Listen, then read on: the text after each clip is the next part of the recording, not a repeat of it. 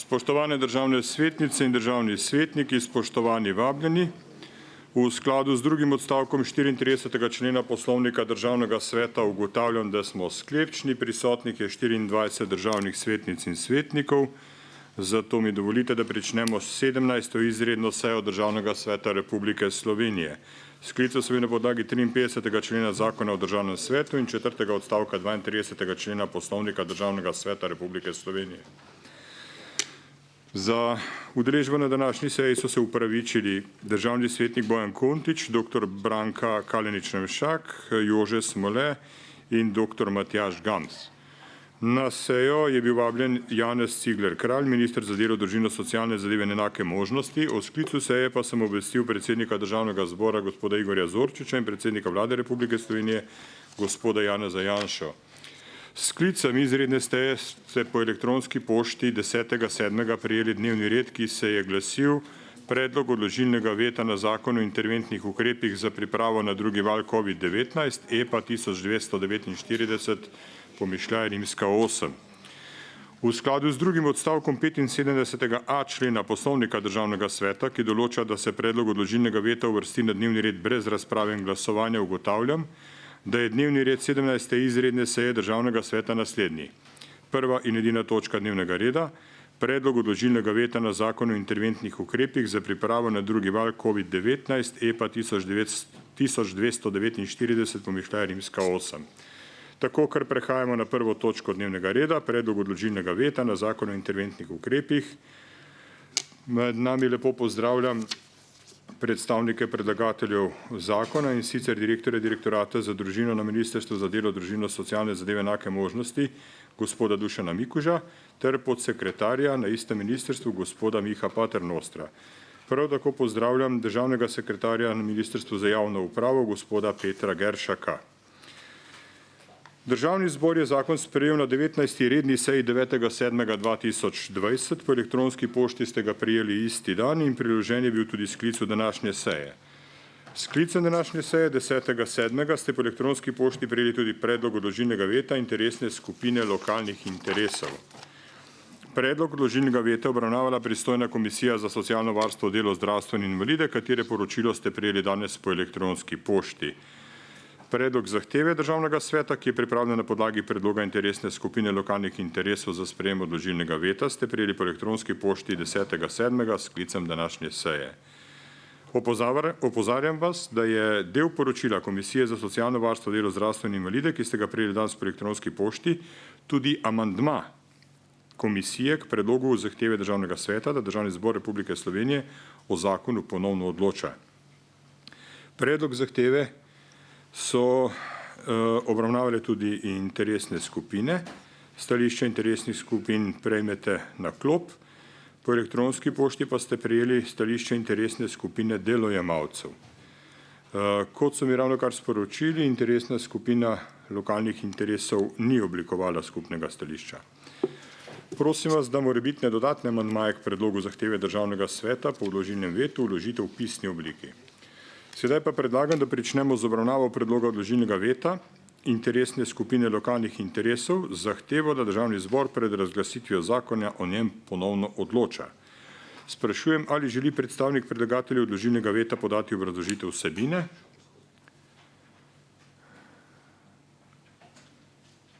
Ali želi predstavnik predlagateljev podati obrazložitev? Da. Besedo ima državni svetnik Milan Ozimič. Izvolite, na voljo imate 15 minut.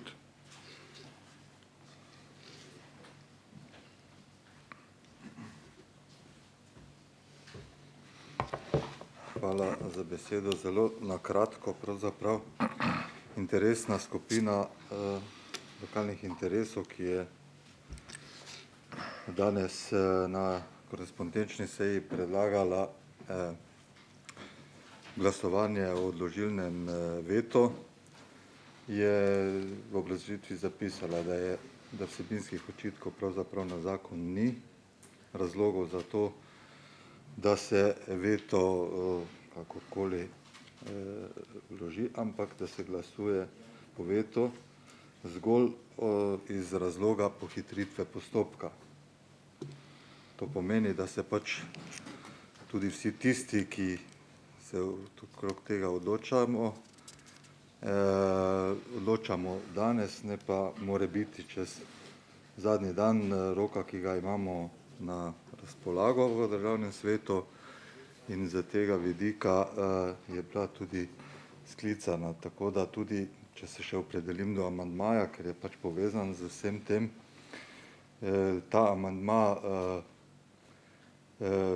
po mnenju interesne skupine, tako smo tudi zdaj obravnavali v okviru priprave na sejo, ni povezan z nami, ampak je samo povezan z vsebinsko odločitvijo za in proti, in je seveda v primeru tega v okviru glasovanja lahko razlog. Tudi interesna skupina se v sklopu priprave na sejo ni opredeljevala o podpori ali ne podpori vetu, ampak je to prepuščeno pravzaprav vsakemu državnemu svetniku, ki odloča, kakorkoli se bo odločilo, je tisti temeljni namen, zaradi česa je bil izpolnjen, ali bo veto izglasovan ali ne. V vsakem primeru bo šlo za pohitritev postopka, ker bo pač lahko z uveljavitvijo zakona po svojem nadaljnjem postopku in odločitvijo to pohitritev izpeljal Državni zbor. Hvala. Zahvaljujem se predstavniku predlagatelja odložilnega veta, državnemu svetniku Milanu Ozimiču. Sedaj pa sprašujem, ali želi besedo predstavnik predlagateljev zakona. Da, izvolite, besedo ima vršilec dolžnosti generalnega direktorja Direktorata za družino na Ministrstvu za delo, družino, socialne zadeve in enake možnosti, gospod Dušan Mikuš. Jaz se zdaj prosil, v Državnem svetu imamo navado, da govorimo za govorniškim modrom ravno zaradi tega, ker vas drugače javnost vidi zgolj od zadaj. Izvolite, imate 15 minut na voljo. Hvala za besedo. Spoštovani svetnice in svetniki. Včeraj je Državni zbor sprejel četrti paket ukrepov, in sicer Zakon o interventnih ukrepih za pripravo na drugi val COVID-19. Cilj predloga zakona je zagotoviti pomoč državljankam in državljanom, zaščititi zdravje ljudi in preprečiti širitev okužbe. S predlogom zakona sledimo načelu varovanja zdravja in življenja ljudi ter zagotavljanja likvidnosti gospodarskim subjektom. Poglavitni ukrepi se zato nanašajo na podaljšanje ukrepa čakanja na delo, določitev in plačila nadomestila za odrejeno karanteno, financiranje dodatnih kadrov v socialno-varstvenih zavodih in javni mreži in v Zavodu Republike Slovenije za zaposlovanje ter mobilna aplikacija za obveščanje o stikih z okuženimi. Naj na kratko predstavim te 4 ukrepe. In sicer prvi ukrep, podaljšanje ukrepa čakanja na delo. Za trg dela sta bila z namenom ohranitve delovnih mest z zakonodajnimi protikoronskimi paketi sprejeta 2 ključna interventna ukrepa. Ukrep povračila nadomestila plače za čakanje na delo in ukrep subvencioniranja skrajšanega polnega delovnega časa. Da bi ohranili zaposlitve delavcev, vlada predlaga podaljšanje povračila nadomestila plače delavcem na začasnem čakanju na delo, ki se je izkazal za učinkovitega. Zato predlagamo podaljšanje trajanja ukrepa do 31. julija in potem seveda sklepom vlade pa bo možno podaljšanje 2-krat po en mesec, vendar najdlje do 30.9.2020. Drugi ukrep, določitev in plačilo nadomestila za odrejeno karanteno. Namen predloga zakona je tudi blaženje učinkov zaradi delavcev odrejene karantene v breme delodajalca. Delavcu, ki mu je odrejena karantena, dela pa mu ni možno odrediti na domu, delovnopravna zakonodaja nalaga izplačilo nadomestila plače za čas odsotnosti. Predlog zakona breme izplačila prenaša na državni proračun. Delodajalci bodo tako imeli omogočeno uveljavitev povračila nadomestila plača tudi za te primere. Upravičenost do povračila nadomestil plače zaradi odrejene karantene bo po PKP 4 trajala najdlje do 30. septembra 2020. Tretji ukrep, financiranje dodatnih kadrov. Tretji zelo pomemben ukrep se nanaša na dodatno kadrovsko podporo socialno-varstvenim zavodom v javni mreži in Zavodu Republike Slovenije za zaposlovanje. Varstvo starejših je ključna tema Ministrstva za delo in tudi, kot veste, so domovi za starejše kadrovsko podhranjeni, kar se posledično odraža na kakovosti oskrbe oskrbovancev in preobremenjenosti zaposlenih. To se je še posebej izkazalo v tej krizi.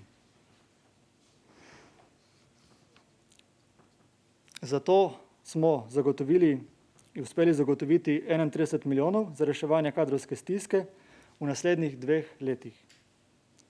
Zelo pomembno pri tem je, da kadrovsko okrepitev in izboljšanje standardov v domovih ne bomo preložili na pleča oskrbovancev oziroma zato ne bo potreben dvig cene oskrbnin.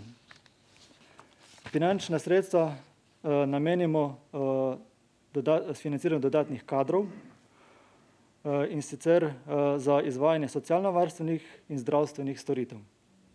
Dodatno kadrovsko podporo pa zagotavljamo tudi Zavodu za zaposlovanje, ki je v času epidemije COVID-19 prevzel in zavzel zelo pomembno vlogo kot izvajalec interventnih ukrepov. Rešili so 300 tisoč zahtevkov v 3 mesecih in to potrjuje, da so bili res obremenjeni. Poleg tega pa bo Zavod za zaposlovanje zavzel pomembno vlogo tudi pri zagotavljanju odzivnega trga dela, ki bo zelo potreben v prihodnjih 2 letih, saj bo zagotavljanje stabilnega gospodarstva in posledično delovna mesta zagotovila možnost za rast našega gospodarstva. Četrti ukrep, mobilna aplikacija za obveščanje o stikih z okuženimi. Četrti ukrep, ki sodi v pristojnost Ministrstva za javno upravo, se nanaša na preprečevanje širjenja nalezljive bolezni COVID-19. Predlog zakona določa vzpostavitev in zagotavljanje delovanja mobilne aplikacije za obveščanje oseb o stikih z okuženimi z virusom SARS-CoV-2, ki temelji na določbah zakona o nalezljivih boleznih. Namestitev in uporaba mobilne aplikacije bo prostovoljna in brezplačna, razen v primerih, ko bo posameznik potrjeno pozitiven na virus. V teh primerih bo namestitev mobilne aplikacije obvezna z vnosom na ključne kode. Za zaključek naj povem, da apeliram na Državni svet, da predloga veta ne podpre in s tem omogoči, da bo uveljavitev zakona čim hitrejša, kar je pomembno za čimprejše reševanje situacije v času epidemije. Hvala lepa. Zahvaljujem se gospodu Dušanu Mikužu. Sedaj pa glede na to, da predlagatelj zakona ima še na voljo dobrih 8 minut, sprašujem, ali želi tudi predstavnik Ministrstva za javno upravo kaj dodati? Ne. Hvala lepa. Sedaj pa, ali želi poročevalec Komisije za socialno varstvo, delo, zdravstvo in invalide predstaviti poročilo komisije, hkrati pa tudi vsebino predloženega amandmaja k predlogu zahteve, ki ga vložila komisija? Da. Besedo ima državni svetnik magister Peter Požun, predsednik komisije. Hvala za besedo, gospod predsednik, spoštovani državni svetnici, državni svetniki, predstavniki vlade. Pristojna komisija, ki je obravnavala zakon, je obravnavala tudi predlog odložilnega veta, ki ga je vložila interesna skupina lokalnih interesov. Komisija podpira predlog odložilnega veta, ne pa tudi obrazložitve predloga odložilnega veta, kot je predlagala interesna skupina lokalnih interesov, zato predlaga, da z amandmajem obrazložitev spremenimo in dovolite, da jo predstavim. V obrazložitvi problematiziramo 3. odstavek 24. člena zakona, ki dovoljuje policiji dostop do občutljivih osebnih podatkov, do občutljivih podatkov o zdravstvenem stanju. Vsi podatki v tem členu, s katerimi bo podatkovno bazo vzpostavilo Ministrstvo za zdravje, se nanašajo na zdravstveno stanje prebivalcev, kajti tudi podatek o tem, kajti tudi informacija o tem, da je bila osebi izdana odločba o karanteni, pomeni podatek o zdravstvenem stanju posameznika. V postopku, in mislim, da je prav, da povem, ko smo na komisiji obravnavali ta zakon in tudi kasneje na pristojnem odboru, je bilo prepoznan ta tretji odstavek kot sporen in je bil na odboru z amandmajem večine članov odbora tudi umaknjen z namenom, da bo popravljen, da bo vložen amandma, ki bo opredeljeval dostop do te baze podatke Zdravstvenemu inšpektoratu Republike Slovenije. Potem pa je bil ta člen spet z amandmajem na plenarnem zasedanju vnešen v sistem. To povem zato, da se bo vedelo, da je Državni svet oziroma naša pristojna komisija korektno sodelovala pri obravnavi tega zakona in je pričakovala, da bo korektno potem zadeva izpeljana tudi do konca.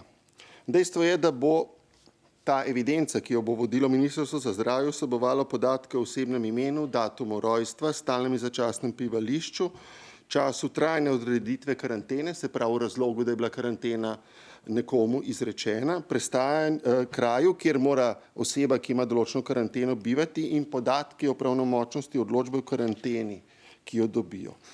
Se pravi, bodo imeli policisti, čeprav to ni njihova naloga. Naloga policije, tudi po zakonu o nalogah policije, je jasno, da policija mora asistirati državnim organom pri izvajanju njihovih javnih funkcij oziroma javnih pooblastil, pomagati pri tem. In tako je bilo tudi določeno v prejšnjem zakonu. Se pravi, če ima zdravstveni inšpektorat težave pri ugotavljanju, ali posameznik spoštuje karanteno ali ne, se pravi, da gre za upiranje, neposredovanje podatkov ali podobno, lahko za pomoč zaprosi policijo.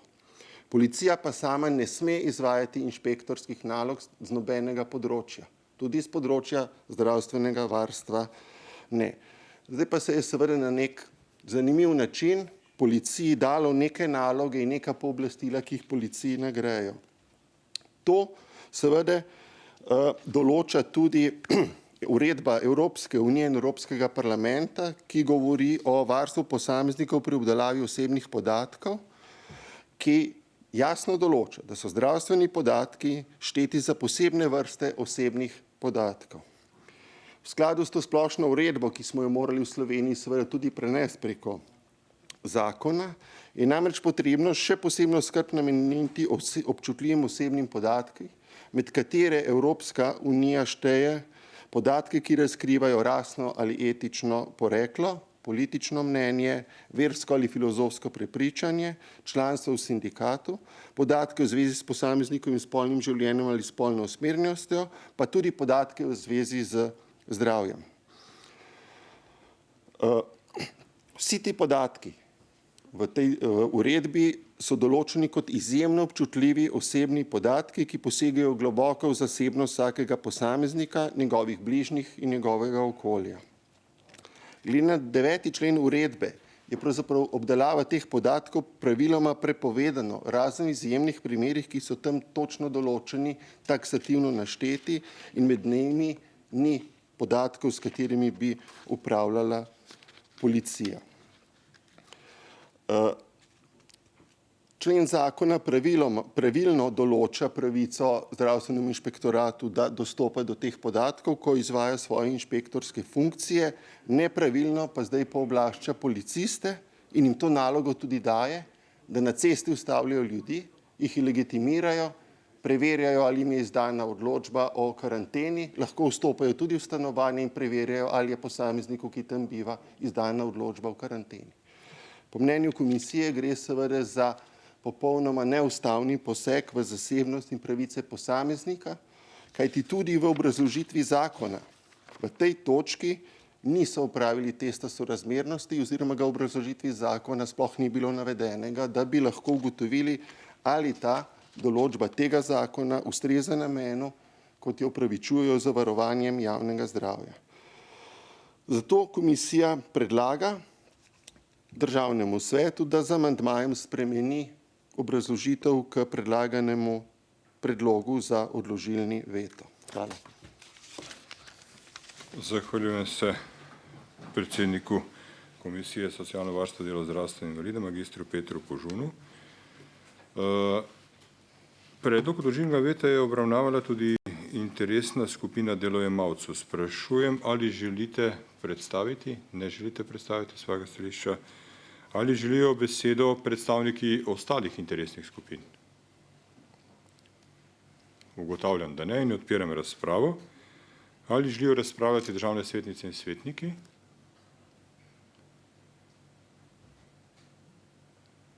Ugotavljam, da ne. Da? Še enkrat se opravičujem, še nekdo dvignil roko. Kdo? Da? Aha, hvala. Besedo ima državni svetnik Davorin Terčon. Izvolite. Naslednji je državni svetnik Branimir Štrukelj. Hvala.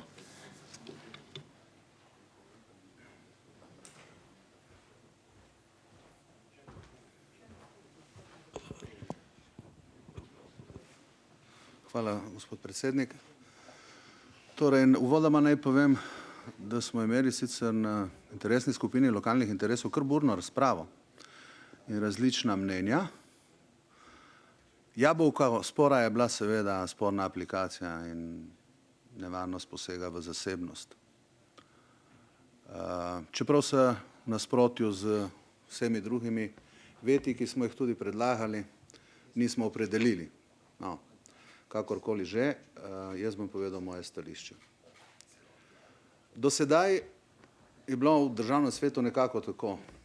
Mene so celo spraševali prvi del mandata, so rekli, vi pa dajeste dosti vetov. Vsaka stvar ima svojo logiko. Ne? Sedaj imamo pa dosti predlogov veta, pa nobenega ne sprejmemo. Ne? Mogoče bo tudi danes tako. Na koncu koncev pa poslanci državnega zbora, kolikor vidim, so zbrani in lahko hitro opravijo s tem. Jaz bom pa povedal moje stališče. Do zdaj smo dosti enotno se strinjali in pripomogli k temu, da je državni svet zelo hitro odločil, ponavadi proti vetu, ker so bile zadeve res nujne in da so lahko ukrepi zelo hitro zaživeli.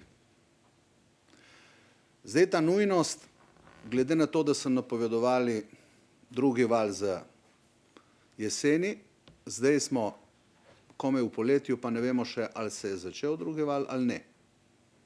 To nihče nam ne zna povedati, ali je drugi val ali ne. Nekateri pravijo, mislim, da ni, drugi pravijo, ja, to je lahko že drugi val. Ne. Očitno imamo neko permanentno stanje. Ne. Seveda, zdravje je posvečen cilj. Ne. V različnih obdobjih so različni posvečeni cilji. Par let nazaj je bil najbolj posvečen cilj varnost. Milijarde in milijarde so šle za varnost. Nepredvidljivi ukrepi, vsaj za nekaj let nazaj, so bili posvečeni izboljšanju varnosti. Potem to usahne in prije nekaj drugega. Najprej begunci, no zdaj imamo zdravje. Ampak teh posvečenih ciljev bi lahko najdli še zelo veliko. Ozrimo se na naše drage otroke. Ne. V zgodovini pa jih itak bilo, od religij naprej, pa ideologij, če hočete, in tako naprej. Ne.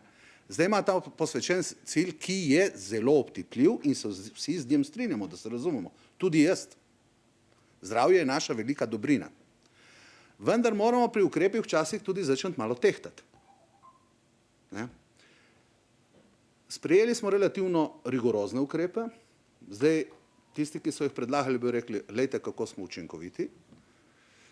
Kaj bomo govorili čez leto ali pa dve ali pa čez 6 mesecev, ko bomo začutili gospodarske posledice, pa ne vemo. Lahko nas bo kaj bolela glava, lahko nas ne bo nič bolela glava. Upajmo, da bomo šli dobro skozi. Ne? Ampak zdaj v imenu teh posvečenih ciljev sem mnogokrat tudi včasih pretiravam. To čas je najboljši sodnik, da se potem to ugotovi.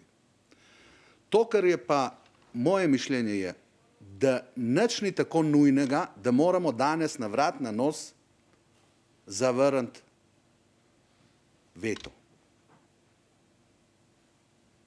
Na koncu koncev sam mislim, da je večina ukrepov tudi pozitivnih in bi to kazalo. Vendar je ravno nevarnost posega v zasebnost tako velika, da lahko prečkamo neko Rubikonovo točko, ko je treba malo razmisliti. Po drugi strani bi pa rad rekel, da je dobro, da bi ta državni svet enkrat pokazal tudi svojo integriteto. Seveda v vsakem primeru bo odločil, in to je njegova integriteta, ampak ni treba, da se odloči vedno z enoumjem, kot je ratalo zadnje čase že neka praksa in navada, z dvigovanjem rok, ker je vse dobro in predvsem vse nujno. Kaj je tako nujnega, tukaj ne vem. 2 delovna mesta za vsak dom upokojencev, če pretvorimo tistih 31 ali koliko milijonov je. To lahko počaka 2 dni ali pa 1 teden. Boni, lepo vas prosim. Bona je čas za porabo do konca leta. Ostali ukrepi za ljudi, ki so v karanteni in to, kar bo plačala država, nadomestil, tudi lahko počakajo toliko časa, da se naredi en trezen razmislek, ali je potrebno že sedaj in takoj prehajati na tako rigorozne ukrepe. In ali so že razmere tako kritične in slabe. Ker po eni strani poslušamo, kako dobro nam gre, v primerjavi z drugimi seveda, po drugi strani pa hitimo z neprimerljivimi in neustreznimi ukrepi, ki presegajo situacijo. In ko smo že pri posvečenih ciljih, ko nas nič ni srbelo, ne zdravje, ne varnost, ne nič, je bil naš največji posvečen cilj naša pravica do zasebnosti, naše človekove pravice, naša demokracija, ko jo moramo braniti z vsemi zgledi in smo del zahodnega sveta in druge učimo, kako je treba te človekove pravice braniti. In potem naenkrat, kot v enoumju, pozabimo, da lahko obstaja neka črta, ki jo ne smemo preči, če ne bomo imeli v bodočnosti lahko hude posledice. Kajti prvi korak kliče po drugem in tako naprej. Plus tega ni jasno opredeljeno limitirano trajanje takih morebitnih posegov. Tako da na koncu pa lahko rečem še, da tudi ni preizkušena učinkovitost tega ukrepa. Mogoče bo še slabše kot sedaj. Sedaj je oseba, ki je v karanteni, podvržena kontroli. Potem se bodo tisti, ki so dolžni nadzirati, zanašali na aplikacijo. In če bo ta aplikacija ostala v predalu v omari doma, skupaj s telefonom, bo lahko učinkovitost tega ukrepa še manjša. Vsekakor pa prehajamo na polje, ko je treba biti malo bolj enoličen namesto dvoličen. Če zagovarjamo človekove pravice in je to naša velika vrednota, jih ne smemo brez pomisleka začeti hoditi preko te črte. To so vse razlogi, ki me vodijo k temu, da bom jaz veto podprl. Hvala lepa. Zahvaljujem se državnemu svetniku Davorinu Terčonu. Naslednji se k besedi prijavil državni svetnik Branimir Štrukelj. Izvolite.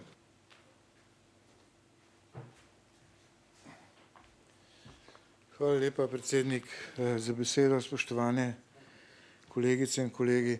Najprej, jaz sem seveda po izobrazbi zgodovinar, zato imam mogoče ta spomin nekoliko drugačen. Spomnim se razburjanj državnega sveta, kadar ob takih priložnostih ni bilo ministra dotičnega na razpravo, kako je bilo to podcenjujoče do državnega sveta in tako naprej. Mislim, da danes niti državnih sekretarjev ni več na take podobne seje, pa ne slišim kakšnega resnega ugovora, tako da nekoliko je treba mislim, ker zdaj bi morali isti se razburjati, ko so se takrat, ko ministrov ni bilo.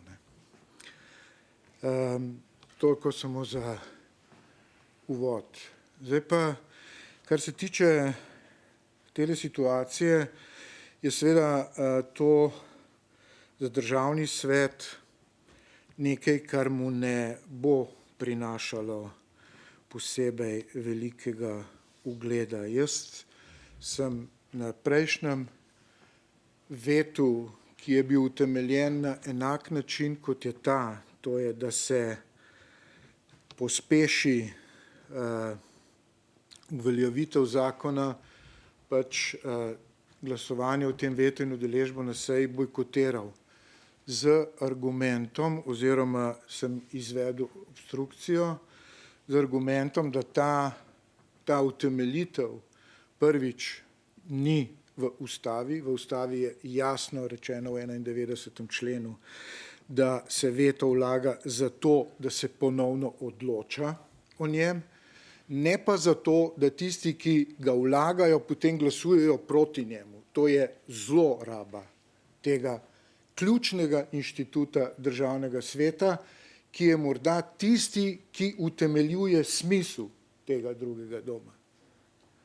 In z utemeljitvijo, da se veto vlaga zato, da se pospeši sprejem zakona in se potem tisti, ki ga vloži, glasuje proti temu vetu, gre za zlorabo par excellence. Par excellence. Ni nobenega dvoma in se ne da z nobeno argumentacijo tega dejstva spremeniti.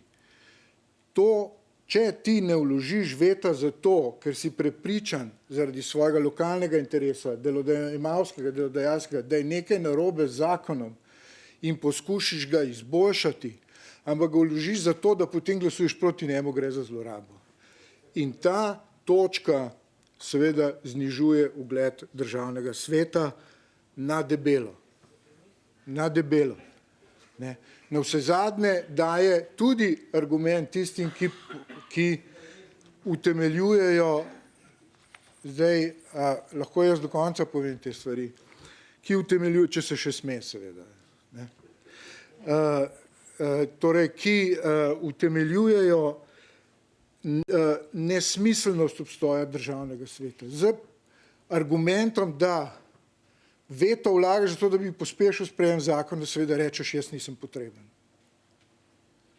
In to je dolgoročno seveda izrazito škodljivo za samo koncepcijo, ki je bila razmišljena tako, da je skozi veto v Državnem svetu dajala zakonom večjo kredibilnost oziroma večjo težo oziroma širši konsens, ker je bilo treba pač to tudi zavrniti v primeru zakona.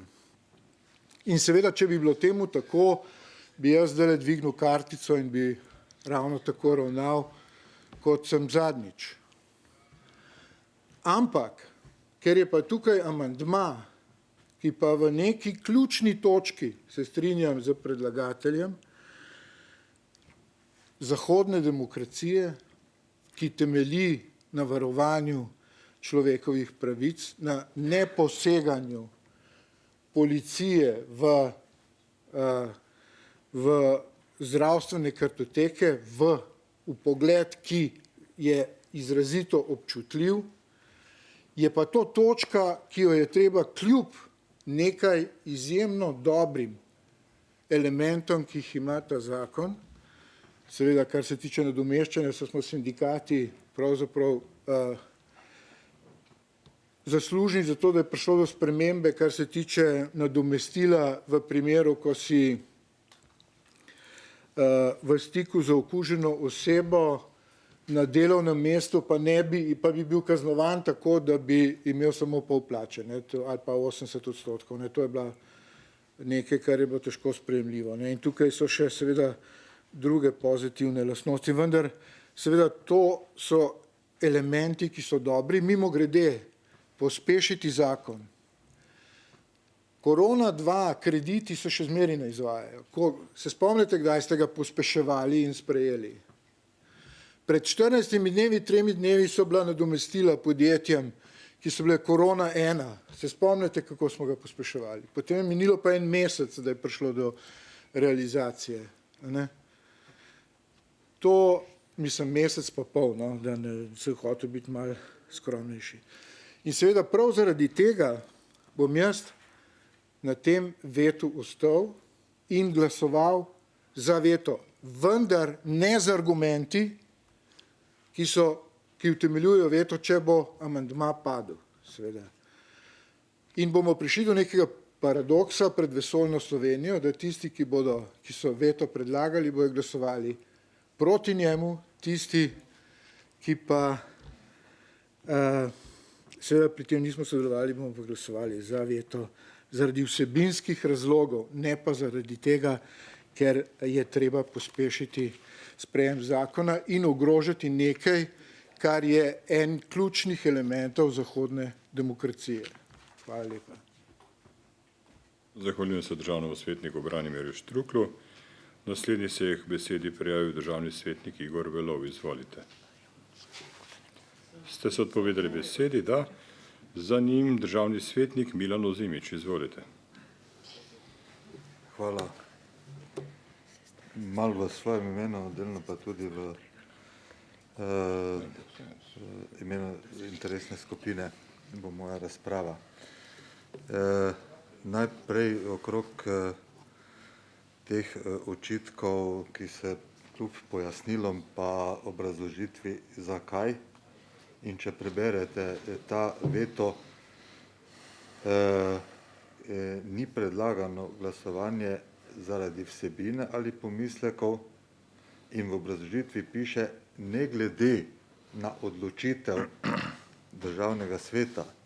Tako da tole, kar se danes dogaja v zvezi z vsebinsko razpravo o očitku, je pravzaprav dobrodošlo. Tudi na tak način je mišljeno, ampak tisti osnovni namen pohitritev postopka je, da se to zgodi ne zadnji dan, ampak da se je prvi dan, torej da tisti, ki ni nujno, da bi se prvi dan, lahko bi se tudi drugi ali tretji, ampak vseeno, da tudi tisti, ki lahko imajo take in drugačne pomisleke, pa z njimi na nek način tole uveljavitev bremzajo, ki je pa nekaterim v interesu, da se hitro uveljavi, da začnejo malo hitreje misliti in argumentirati svojo odločitev, kako bojo o tem vetu tukaj glasovali. Glejte, predlog sklepa nima tam, kako naj glasuje. Pri običajnih vetih zaradi razlogov, ki so navedeni, se naj glasuje za veto ali pa proti vetu, kakorkoli. Tu pa piše, ne glede kakorkoli se bo kdo odločil, je ta pospešitev v tem, da se odloči in da se ne odloči čez 7 dni, ampak v krajšem času. To ne pomeni nobenega odpovedovanja veta, kar se interpretira in da ni nikjer določeno in ne zloraba. Po mojem prepričanju ali pa tudi drugih in tudi ne vem, kaj bi bilo tukaj zlorabljeno, če ima državni svet možnost odločati. Danes ste to pokazali, da je to mogoče, smo pokazali državni svet, da se da tudi, ampak ne strinjam se čisto za proceduro, da se predlog amandmira. To je poziv legitimne interesne skupine, da se veto podpre, ki je bil predlagan. In navajate utemeljitev, zakaj se, in tudi če hočete, interesna skupina je to razumela, se ni opredelila do amandmaja po vsebini, ampak dajte vi to izraziti in boste potem to materializirali pač v svojem na podlagi razprave, na podlagi pojasnil, ki jih tukaj dobite in se bojo državni svetniki odločili. Zdaj pa, v čem je servilnost državnega sveta, če odločamo to in počenjamo to hitreje, kot da bi špekulirali, pa rekli, saj nam je to vseeno, ali 5 dni, ali nič vseeno. Glejte, za nekatere interese ni vseeno. Lahko da navedem tudi konkretnega. Tisti v gospodarstvu in ti ukrepi niso samo namenjeni temu, kar je za nas tukaj problematično, en kup drugih je popolnoma upravičen, nekateri čakajo na njih, nekaterim, ker niso sprejeti, povzroča direktno škodo ali gospodarsko ali kakorkoli, ali pa neko dvoumno stanje. Vsaj dve stvari sta takšna, ki ste tukaj. Tisti, ki imajo sezonsko gospodarsko dejavnost, pri njih turistično niso mogli in ne morejo, dokler ne bo to uveljavljeno, uveljavljati vavčerjev. In bojo jih lahko sprejemali in naučevali od zainteresiranih, ko bo to sprejeto. Nekaj je takih, celo primeri so bili po televiziji, kako gosti reagirajo, in da so oni diskriminirani in kdaj se bo to zgodilo. Za njih je že to prepozno, ker so pač je pomanjkljivost bila v prejšnjem ali pa kakorkoli, ampak napake je treba popravljati. Druga stvar je tudi definiranje v zvezi z odrejeno karanteno. Kdo to plača, ne? To je za vsakega od nas zelo koristna podlaga, da veš, pod kakšnimi pogoji te bojo tretiral delodajalec ali sam ali kakorkoli, tudi v povezavi z osebno odločitvijo v zvezi z tveganjem za karanteno in podobno. In iz teh razlogov je seveda pomembno za vsakega posameznika na kateremkoli področju od teh ciljnih ukrepov, ki so v teh zakonih sprejeti, da se odloča in pretehta danes na tej seji, kako in kaj je z zakonom kot celoto, ker na koncu ne moremo na posamezno odločitev dajati in se o njih opredeljevati, ampak žal, veto gre na cel zakon, vsak od svetnikov bo danes tukaj naredil neko svot analizo pri sebi med slabostmi in koristmi in tako bo tudi pritisnil tipko.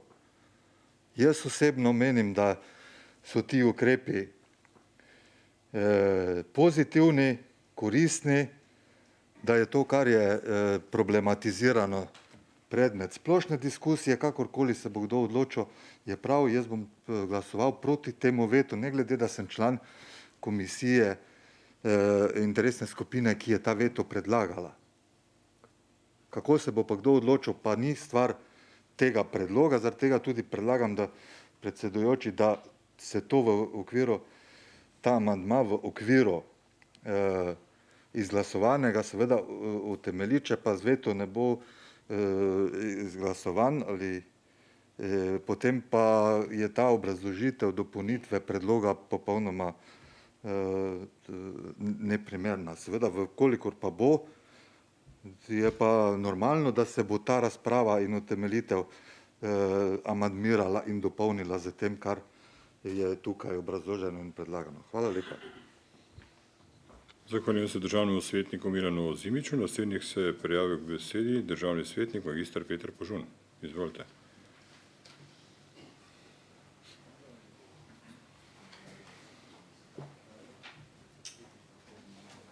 Hvala za besedo, gospod predsednik. To poznamo. Poslovnik Državnega sveta. Če ne bomo več spoštovali tega, potem, gospe in gospodje, gremo na morje. Sklep Državnega sveta je akt Državnega sveta, ki poleg sklepa mora imeti tudi obrazložitev. Obrazložitev, da smo se odločili za veto ali proti v eni vrstici, gospodje. Saj nismo vrtac, da bi se tako pogovarjali. In, a veste, pa poslušam klele, da zato, ker nekdo ni mogel koristiti vavčerja prejšnji četrtek, ga bo pa lahko v soboto, smo pripravljeni vrš stran tudi ustavno pravico varovanja najbolj občutljivih osebnih podatkov. Zato, da bodo policisti lahko to pogledovali. Če želi policija gledati te zdravstvene podatke, naj končajo policisti medicinsko fakulteto ali drugo zdravstveno fakulteto, kot smo jo morali nekateri, ki smo v svojem delovnem okolju vsak dan podvrženi temu, katere podatke in kako gledamo. Vi boste pa zdaj pristali na to, da bodo gledali zdajle korona, poglejte si zakon o nalezljivih boleznih. Jutri bodo gledali druge nalezljive bolezni, tretji dan bodo gledali spolno prenosljive bolezni, četrti dan bodo gledali podatke o vašem duševnem zdravstvenem stanju. In skrajno neprimerno je In na seji komisije je bilo rečeno, državni svet ne sme tiščati glavo v pesek. Ja, ne tiščimo jo. Želimo jo upozoriti, da s tem zakonom na stranska vrata uvajajo pooblastila represivnemu organu, ki mu ne gredo. Nihče ne pravi, da policija ne sme asistirati inšpektoratu za zdravstvo, zdravstvenemu inšpektoratu, ko opravlja svoje funkcije. Popolnoma nesprejemljivo pa je, da bodo policisti na cesti pregledovali kartoteke, ali nekdo ima karanteno ali ne. To pa je, gospe in gospodje, policijska država. Hvala. Zahvaljujem se državnemu svetniku, magistru Petru Požunu. Sprašujem, ali želi razpravljati še kdo? Da, k besedi sta se prijavila dva, se opravičujem, gospod Antover, najprej bil državni svetnik Branko Šumenjak, potem Igor Antover.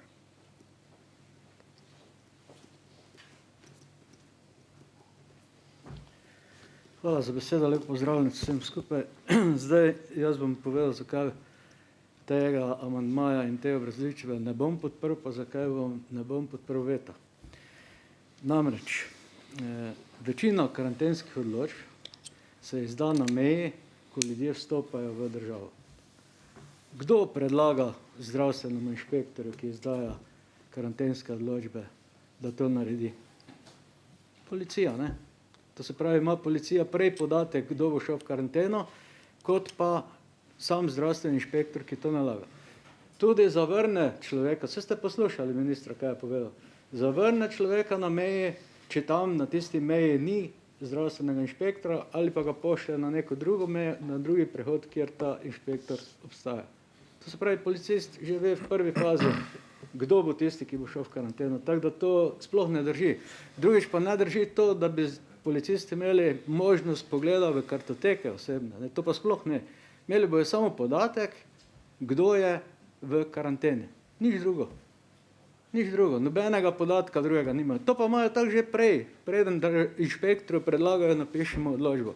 Celo diskrecijsko pravico so dobili, da na meji oni odločajo, ali je ta podatek potreben, ali je karantena potrebna ali ne. Ker odvisno od tega, da dokazila, odkot prihajaš, ne, preverja policist. Preverja policist. Če dokažeš, da si prišel s Hrvaške, lahko verjame, lahko pa ne. In odloči, da greš tam do inšpektora in da ti da podatek o karanteni. To je prva stvar.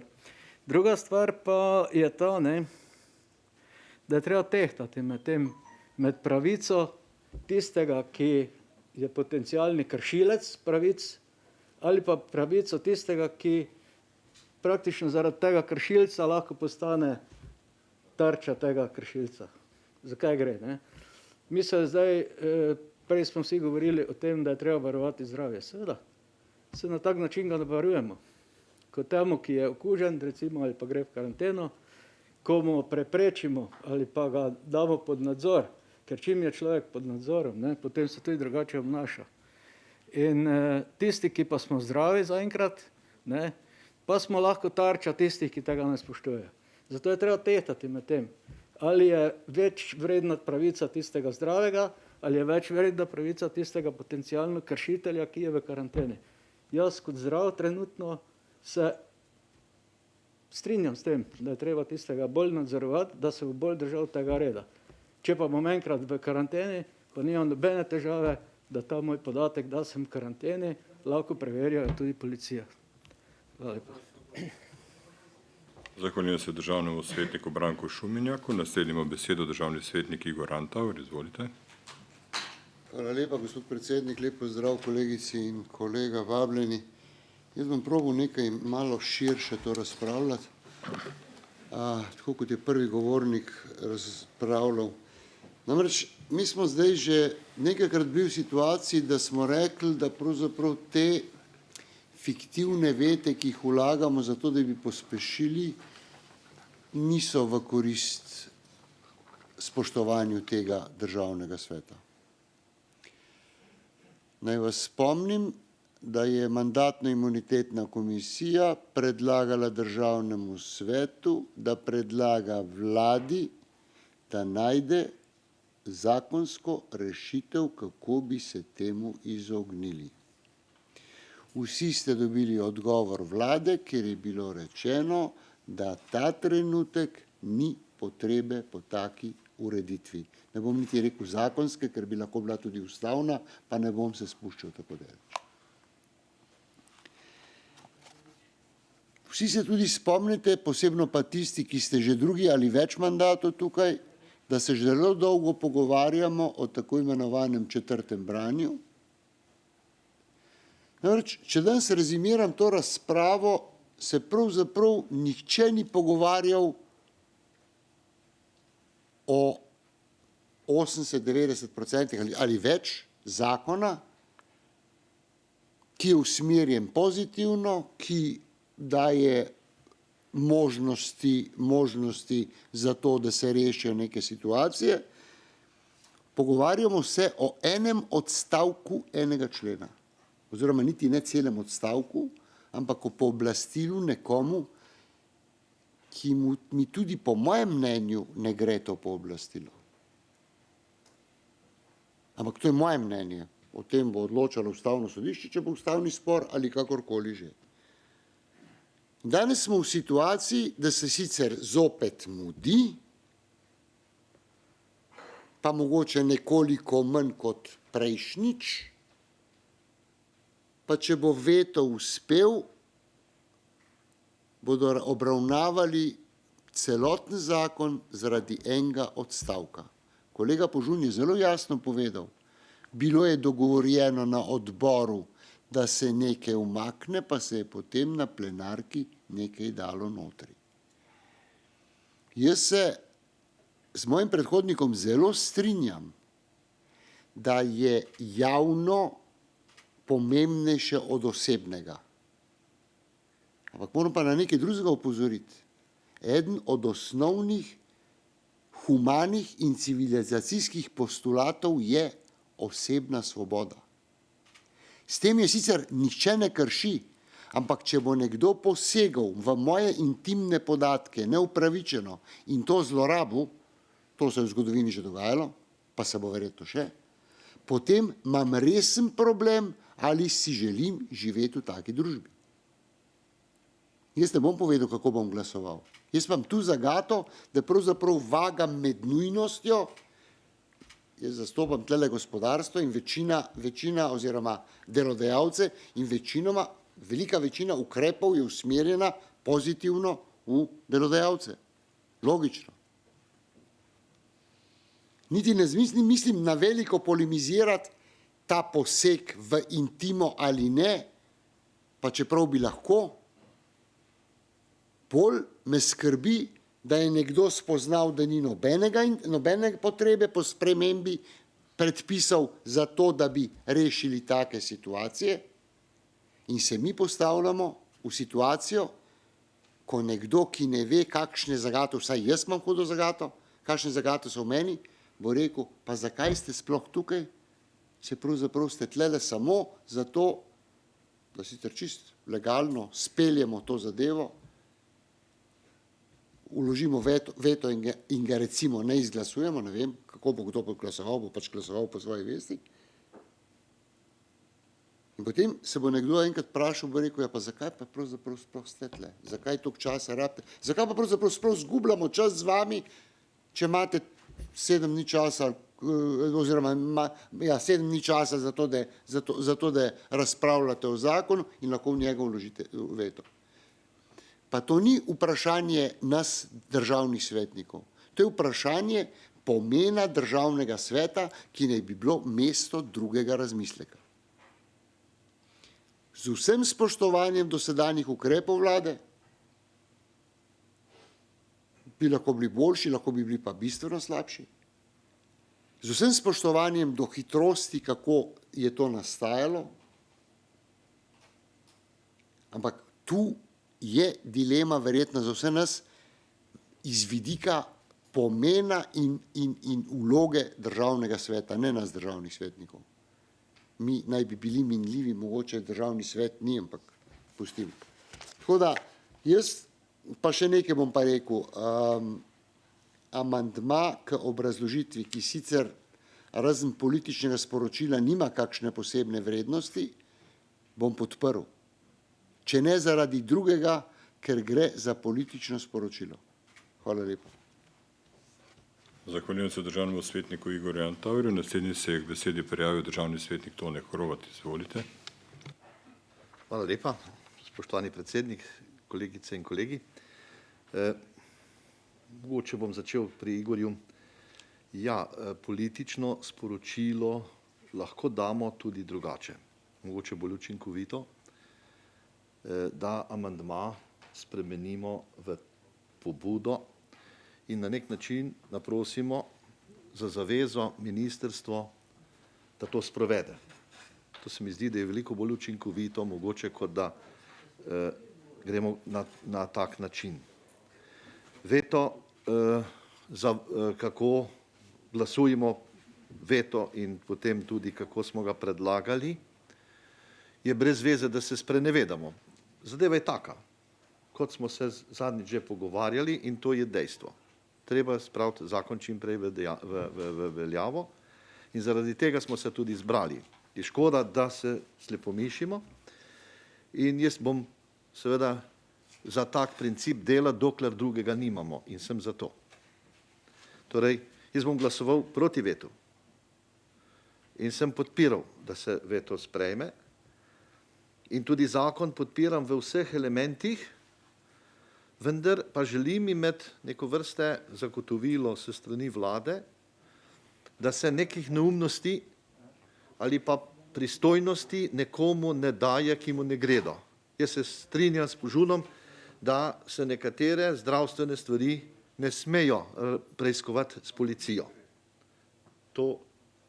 In tukaj bi prosil, da bi v vladi razmišljali o tej zadevi in dali to zagotovilo. O tem, kako s pomočjo mobitel tehnike slediti za to, da se ubranimo okužb, to podpiram. Čeprav sem se tudi sam spraševal zelo močno, ali ni to nevarno. Vendar vam nekaj povem, pred 30 leti sem imel mobitel in sem zavrtel 4 številke in sem si lahko najdel mojo lokacijo. To smo imeli vsi. Nekateri pa smo dobili tudi številko od policije, kjer sem lahko ugotovil tudi lokacijo vseh ostalih, kateregakoli mobitela. To je bilo pred 30 leti čist možno, sedaj imamo mobitele popolnoma drugačne, veliko boljše in se slepomišiti o tem, ali smo sledljivi ali nismo sledljivi, je brez veze.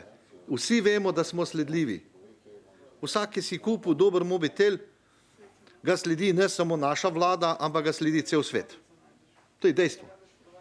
In slepomišiti se okoli tega, ali smo sledljivi, pa zaradi korona gor, korona dol, je brez veze.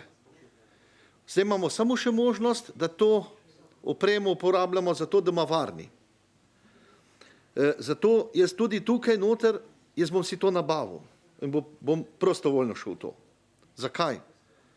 Zaradi tega, ker bi želel biti varen. Jaz sem ravnatelj, pa v šoli, šolnik.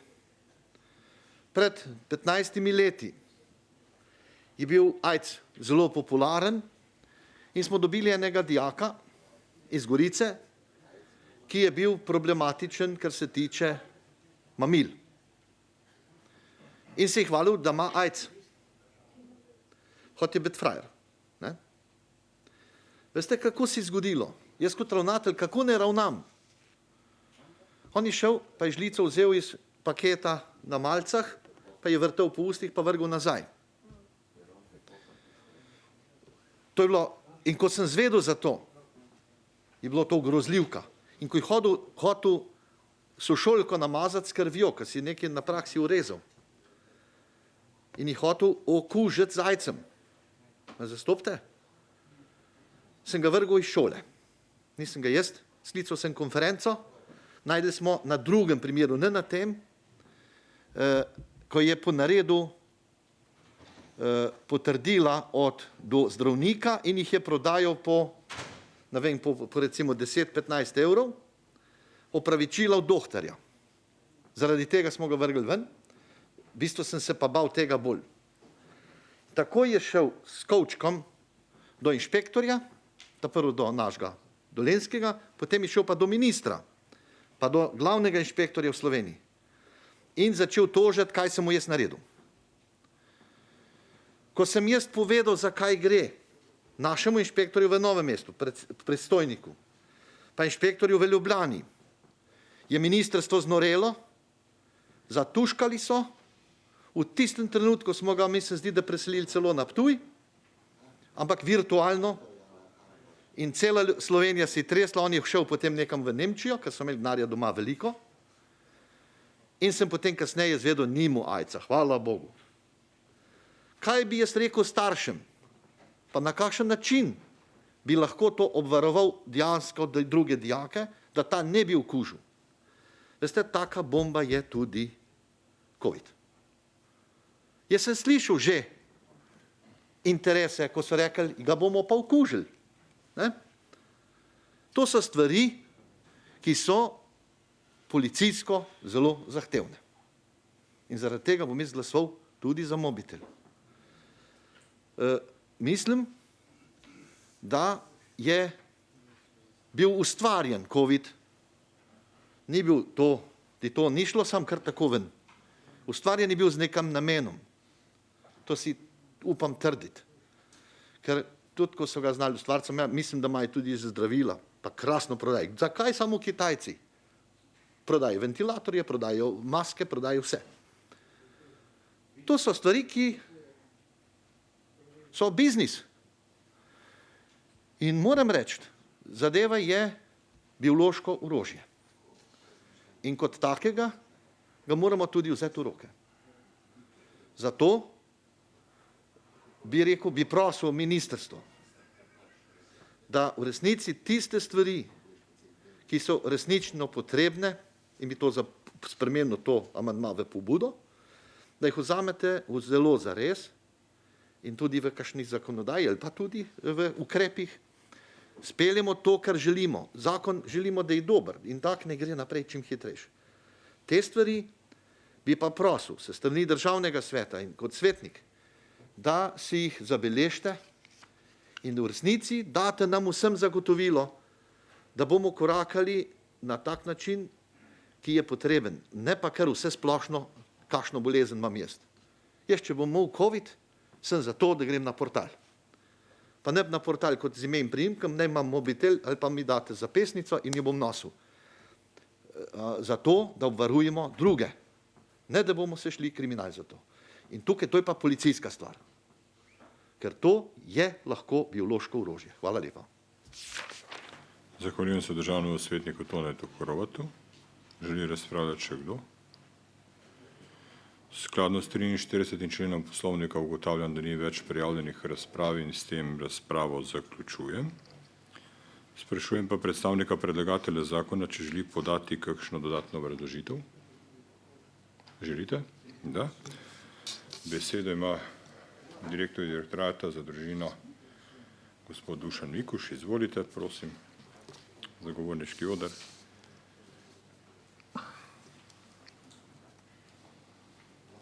Tokrat imate 10 minut.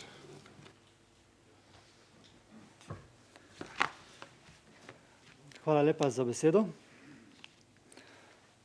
Pozorno smo poslušali vse vaše pomisleke, vse vaše dvome, ki se porajajo ob sicer samo enem manjšem delu tega zakona, pri enem od ukrepov. Kakor smo razumeli, pri vseh ostalih ukrepih, ki so bili podani, se nekako vsi strinjate, da so pozitivni in da je prav, da se uveljavijo in da se čim prej uveljavijo. Na ministrstvu smo želeli in hočemo, da se ta zakon in te ukrepi čim prej uveljavijo. Epidemiološka slika trenutno ni ravno ugodna. Ne vemo, kaj se bo dogajalo in potrebno je sprejemati hitre ukrepe. Je pa res, so dvomi lahko, ki si jih tudi razumemo, glede te aplikacije. Gre za določen poseg v zasebnost, to razumemo, ampak če hočemo, da ne gremo več v zapiranje celotne družbe, da kolikor se da tudi normalno delujemo, moramo sprejeti določene kompromise, seveda ob zagotovilih, da se upošteva in uveljavi vse varovalke, da ne bo prihajalo do zlorab. Tudi meni ni vseeno, če me kdo sledi, nobenemu to sigurno ni vseeno. Ampak, če vemo, da je to urejeno, da se o tem javno razpravlja, da se ve, kdo, kaj, zakaj, koliko časa in s kakšnim namenom, potem smo lahko bolj mirni. Ne bi rad več o teh ukrepih govoril. Bo še kolega Miha Paternoster ene par dodatnih stvari pojasnil, ki so se pojavile v sami debati. Tako da vas še enkrat pač prosim, da še enkrat preučite in se odločite za to, da veta ne podprete. Hvala. Zahvaljujem se gospodu Dušanu Mikužu. Sprašujem predstavnika predlagatelju predloga odložilnega veta, ali želi podati dodatno obrazložitev. Gospod Ozimič, želite? Gospod Paternoster, želite vi besedo? Oprostite. Gospod Paternoster, izvolite, imate tudi vi besedo. Imate še 8 minut. Čisto kratko bi pojasnil, kateri ukrepi so vezani na datume uveljavitve zakona, pa kateri bojo veljali za nazaj. Za nazaj bo veljal ukrep začasnega čakanja na delo, ki se je iz 30.6.2020 iztekel. V bistvu trenutno smo v situaciji, ko so delodajalci in delavci v negotovosti, kaj bo s tem ukrepom, kdaj bo začel veljati, ali bo sploh začel veljati. Zaradi tega je smiselno, da se stvar čim prej izvede. Hkrati je glede to, kar je že gospod prej povedal, hkrati je glede karantene, možnost plačila nadomestila za delodajalca bo veljala šele od sprejema zakona oziroma od uveljavitve zakona dalje. Enako velja za vavčarje. Mogoče bi še to pojasnil, da je bilo v mesecu juniju, da je Zavod Republike Slovenije prejel 10.907 vlog za 64.642 delavcev. Kar pomeni, da precej delodajalcev in precej delavcev je na trnih, kako bo s to zakonodajo in jim je v interesu, da se stvar čim prej sprejme. Hvala za besedo. Zahvaljujem se gospodu Paternostru. Sedaj pa sprašujem, državni svetnik Ozimič, želite predstaviti kaj dodatne? Ne, ne želite v imenu predlagatelju. V redu. Prehajamo na glasovanje. Najprej bomo glasovali o amandmaju Komisije za socialno varstvo, delo, zdravstvo in invalide. Želi kdo obrazložiti svoj glas? Da. Besedo ima državni svetnik Branimir Štrukelj. 2 minuti.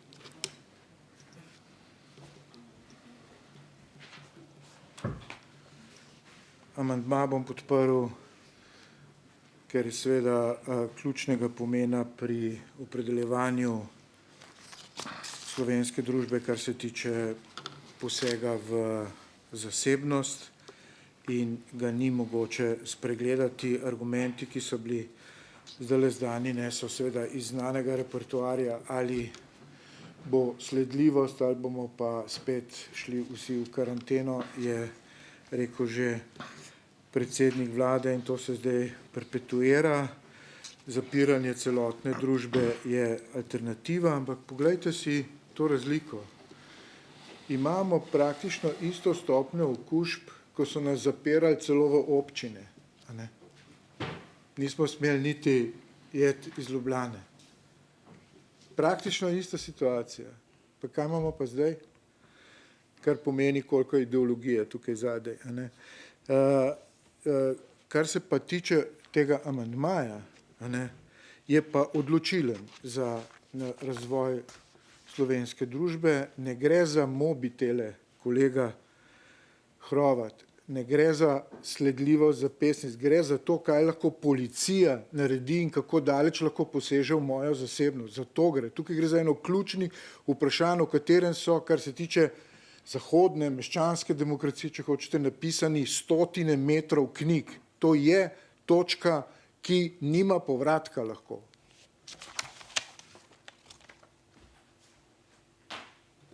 Ali želi še kdo obrazložiti svoj glas? Ugotavljam, da ne. Glasovali bomo. Na glasovanje dajem amandma Komisije za socialno varstvo, delo, zdravstvo in invalide k predlogu zahteve Državnega sveta, da Državni zbor ponovno odloča o zakonu o interventnih ukrepih za pripravo na drugi val COVID-19 EPA 1249/8. Glasujemo.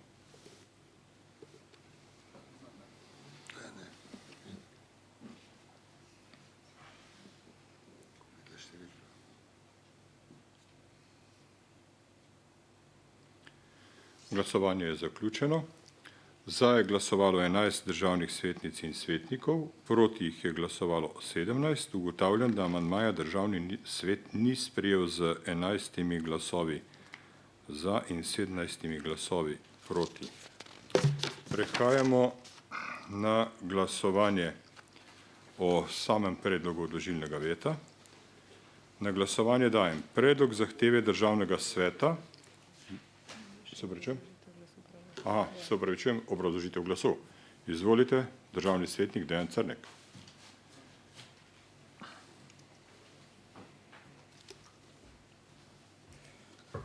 Hvala lepa.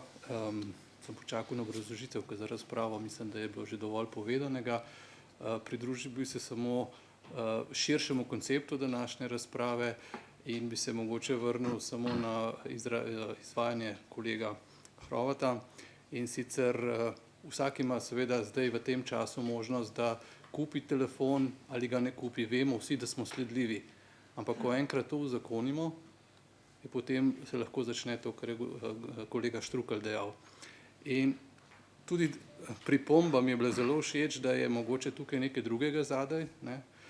Ker vse informacije, ki jih dobivamo v zadnjih 3 mesecih, so večkrat konfuzne. Zdaj smo kar naenkrat začeli šteti vse to, kar smo, ko pa je bila enkrat gripa ali kakšna druga, nismo nikoli šteli. In nimamo nobenih primerjalnih podatkov, kaj je bilo pa takrat, ko je manjkalo 3/4 razreda otrok v šolah, ko so se okužili z gripo starši, dedki, babice in šlo vse nekako skozi.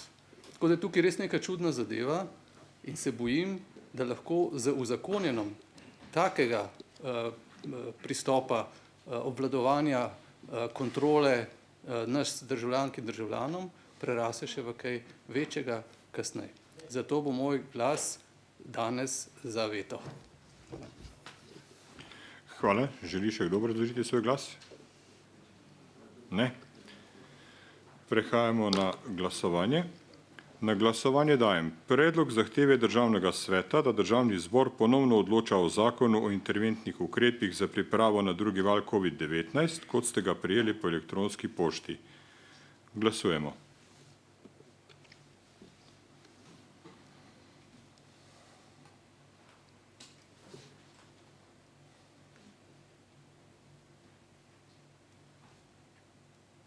Glasovanje je zaključeno. Prisotnih je 30 državnih svetnic in svetnikov, za odložilni veto je glasovalo 9, proti 20. Ugotavljam, da predlagane zahteve Državni svet ni sprejel z 20 glasovi proti in 9 glasovi za. Ker predlagana zahteva Državnega sveta za ponovno odločanje Državnega zbora o zakonu o interventnih ukrepih za pripravo na drugi val COVID-19 EPA 1249/8 ni bila sprejeta, bomo v skladu z 21. členom zakona o referendumu in ljudski iniciativi predsednika Državnega zbora obvestil, da Državni svet ne bo zahteval ponovnega odločanja o navedenem zakonu. Spoštovane državne svetnice in svetniki, samo trenutek vas bi še prosil za pozornost. Zaključili smo obravnavo prve točke dnevnega reda in tudi izčrpali dnevni red današnje seje, 17. izredne seje Državnega sveta. Vsem se prav lepo zahvaljujem za sodelovanje in kakovostno diskusijo. Sejo smo zaključili ob 17:25. Lep vikend želim in srečno pot domov tistim, ki se vozite.